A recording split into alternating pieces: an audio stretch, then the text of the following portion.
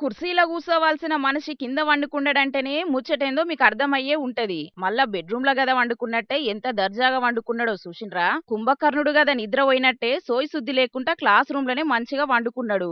ఆసిఫాబాద్ జిల్లా జైనూర్ మండలం సుకుత్పల్లి ఆశ్రమ పాఠశాలలో టీచర్ కొలువు ఎత్తున్న విలాస్ అనే గీ మోతవారి. ఇక విలాస్ అనే పేరు పెట్టుకున్నందుకు పేరుకు తగ్గట్టే విలాసవంతమైన జీవితం గడుపుతున్నాడట. దినాం బల్లెకు తాగొచ్చుడు, క్లాస్ రూమ్ లో గుర్రు పెట్టి నిద్రపోవుడు. గిదే డైలీ గీన చేసే డ్యూటీ. పిల్లగాండ్లకు చదువు చెప్పేది లేదు, ఏం పని చేసేది లేదట. తాగొచ్చిన టీచర్ ను చూసి పిల్లగాండ్లందరూ మస్తు పరిశాన్ అయినరట.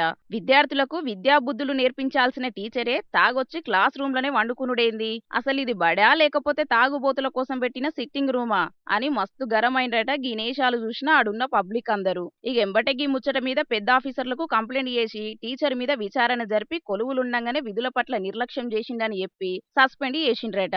తప్పదాగి బడ్లకొచ్చిన టీచర్ ను సస్పెండ్ చేసుడు కాదు, కొలువులకెంచి డిస్మిస్ చేయాలే. గప్పుడే ఇంకో మలక గిసొంటి ఏషాలు ఎవ్వలెయ్యరు. గుడసొంటి బడిని వైన్స్ లెక్క మారుస్తున్న టీచర్ల మీద సర్కారోళ్ళు ఖచ్చితంగా సీరియస్ యాక్షన్ తీసుకోవాల్సిందేనని అనవట్టిండ్రు. చాలా మంది గీ తాగుబోతు టీచర్ ముచ్చట చూసిన పబ్లిక్. తల్లి తండ్రి తర్వాత గురువునే దైవంగా చూత్తం, గసొంటి గురువు స్థానానికి విలువ లేకుండా ఎత్తున్నారు గిసొంటి కొందరు తాగుబోతోళ్ళు.